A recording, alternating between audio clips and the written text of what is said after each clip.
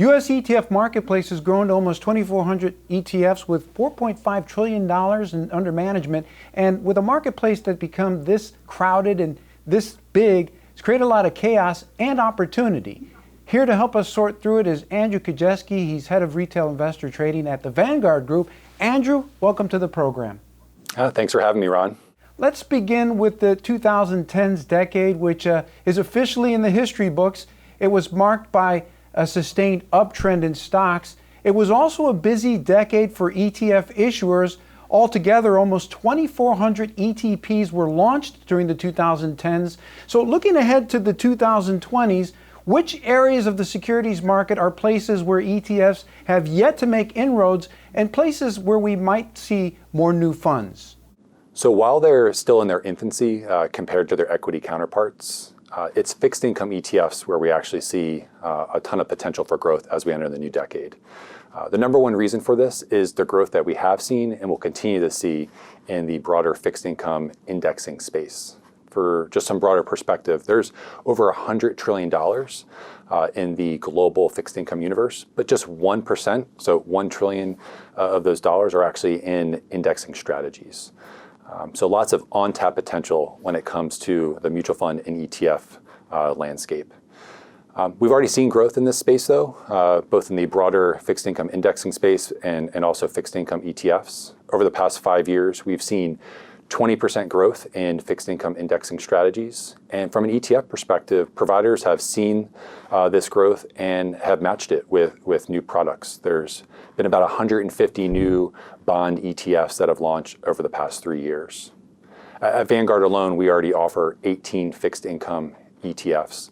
And as we look at the benefits of these pooled products versus investing in individual fixed income securities, whether that's increased liquidation, increased diversification, and the lower transaction costs, as we see these benefits play out and investors really understanding the benefits they bring compared to investing in individual fixed income securities, we really see this demand growing. And I don't think it'll be any surprise where we'll see both Vanguard's lineup increase in fixed income ETFs as well as in the broader industry as well.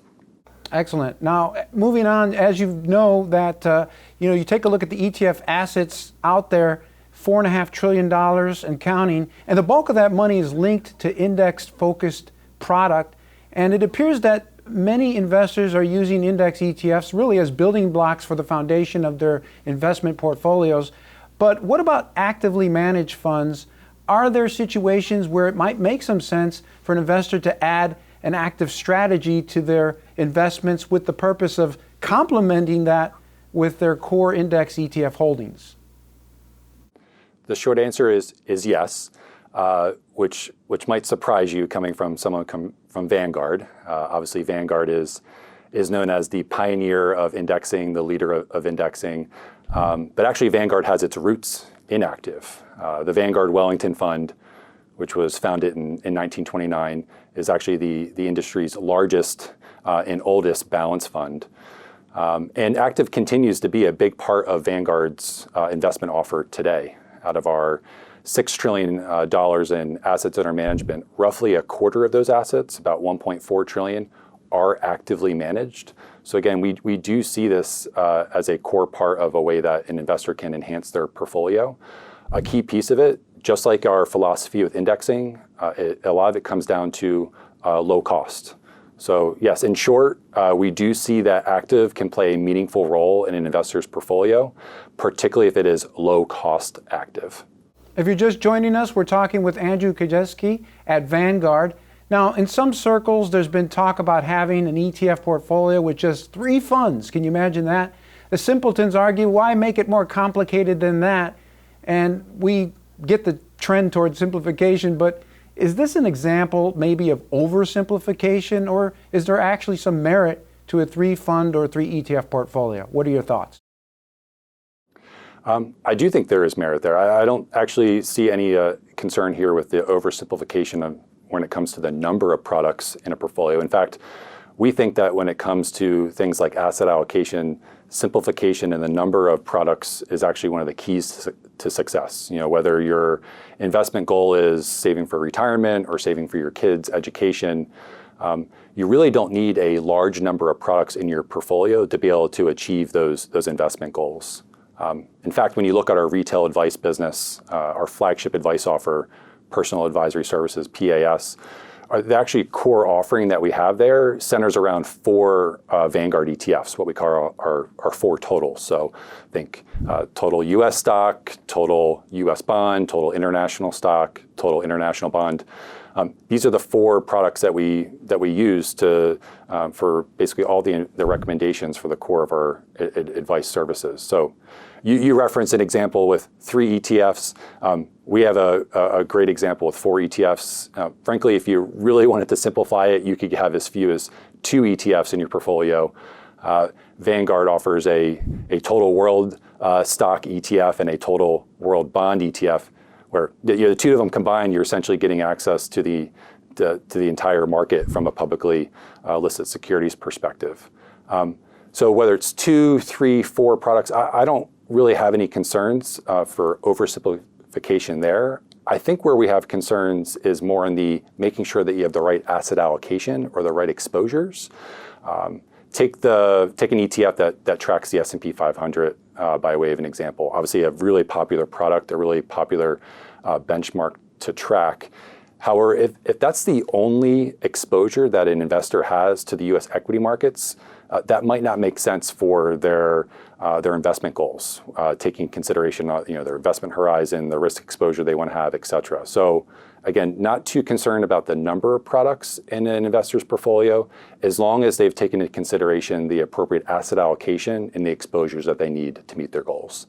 Changing gears, we got to talk about ESG investing because it's a growing category of investment choices within the ETF universe that blend environmental, social, and governance factors into traditional investment evaluation. So the term ESG, for those of us that aren't familiar with it, sometimes used interchangeably with social responsible investing. Sometimes it's called sustainable investing. And Vanguard offers 2 versions of ESG ETFs. There's ticker symbol ESGV, which focuses on US stocks, and then ticker symbol VSGX, which owns international stocks. So tell us some more about this particular category. Well, Ron, as you mentioned, ESG investing has significantly grown over the past several years. So maybe starting there, we think that there's really 3 factors that have driven this growth. First, there's clearly investor demand for this type of product, particularly younger investors who are looking to invest in companies or products like ETFs that align to their values, so value-based investing. So that's kind of one factor. Second factor really is there's been a lot of maturation and investment in what I'll call the ESG ecosystem. So think of rating systems. They have become much more credible, much more mature over the past couple of years. Also benchmarks. ESG benchmarks are become much more established for products to actually track now. And then maybe third and final is there's been a lot of research produced, including out of Vanguard, being able to discuss the merits and the investment case for ESG investing. So no longer are clients interested in investing in ESG because of a value-based principle, but because there's actual investment merit there as well. So you take this in consideration at Vanguard, like any other products we're considering launching. We see clearly there's investor demand there, but we also see that there's some enduring investment merit and enduring business case there. And as such, as you've mentioned, we've expanded our product lineup here. Globally, we do offer 11 ESG type products. 7 of those are only available to our investors outside the US, in Europe and Australia. But we do have 4 products that are for our US investors today, including the 2 ETFs that you referenced, ESGV and VSGX, focused on the US and then the international markets respectively. And those 2 products, as well as our broad ESG product lineup, generally speaking, you can categorize them as what we would call screen products, meaning we are screening out companies from those products, whether it's because they are companies that are engaged in the adult entertainment industry, they are engaged in selling tobacco and alcohol, so on and so forth. We also exclude companies that don't meet certain diversity criteria, as well as those that don't meet the standards of the UN's Global Compact principles. From an ETF perspective, as you probably know, in 2019, it was an exciting year for ESG ETFs. It was the first year where the cash flow into those products actually matched the cash flow into their mutual fund equivalents for ESG mutual funds. And we at Vanguard, we do not see this growth, this demand in overall for ESG, but certainly for ESG ETFs slowing up anytime soon. So let's move on to global real estate. This is a key area that many investors miss exposure to. Sometimes people mistakenly think that because they already own a home or maybe a rental property, that they don't need any exposure to global real estate. Vanguard has ticker symbol VNQI, which offers an easy and affordable solution to owning real estate abroad. So how does VNQI work? At the highest level, VNQI, it invests in kind of two broad categories of real estate. The first is REITs, and the second is real estate operating companies, both in the international space, specifically in our emerging and developed markets. Like any other index product, its performance is meant to track that of a benchmark. In this case, it's the S&P Global VXUS Property Index. Compared to its peer set in kind of the international real estate space, is one of the lowest cost products out there, which is key for an index product. Like all of Vanguard's index products, we operate at a low cost. That obviously gives us the advantage of being able to have better success at tracking against the benchmark. But again, at the highest level, VNQI, it gives clients a unique opportunity to get exposure to international real estate without actually having to own physical real estate. It also gives the clients the benefits of being able to access the liquidity of the equity markets.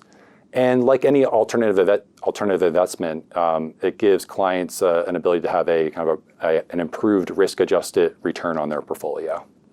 One final question before you take off. Vanguard's ETFs are unique because they're considered an additional share class of existing Vanguard mutual funds, and it's worth noting that not all Vanguard ETFs necessarily have a corresponding mutual fund share class, but for those that do, there's a share conversion privilege that a Vanguard shareholder can choose if they desire. So just walk us through the mechanics of how this works, the cost, and why a shareholder might opt for a share conversion to the ETF share class. You're right, Ron. So one of the biggest benefits of our unique ETF share class structure, which is that it's a share class of a mutual fund, is the ability for a mutual fund investor to be able to convert their mutual fund shares to the ETF equivalent. We have 80 ETFs at Vanguard. 70 of these do fit this unique structure where they are a share class of the mutual fund.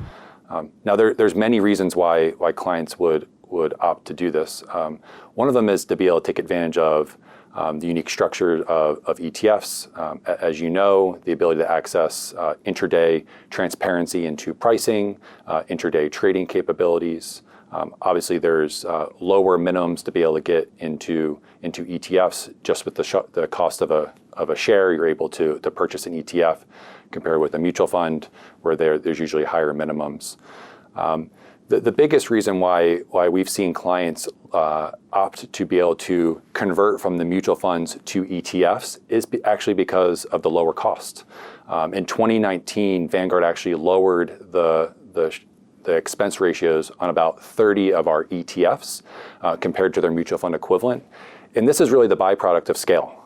As these ETFs have grown in scale, like we always do at Vanguard, we're able to return that value back in the form of lower expense ratios. And in this case, we were able to do that for about roughly 30 ETFs. Now, the biggest advantage for clients in being able to do this is that this is not a taxable event. This is unlike in other cases with other mutual funds where you'd have to sell out of the mutual fund, get those proceeds, which may be a taxable event, and then use those proceeds to have to buy another ETF. For Vanguard, this is of no cost to the client, and it is not a taxable event. And it's a great way for clients to be able to take advantage of the lower costs in ETFs that we've rolled out beginning in 2019. Well, we're going to have to leave it there. Thank you so much, Andrew, for taking the time to join us. We appreciate those excellent insights. Go to Vanguard.com to learn more about their ETF lineup. I'm Ron DeLegge with ETF Guide. Thanks for watching.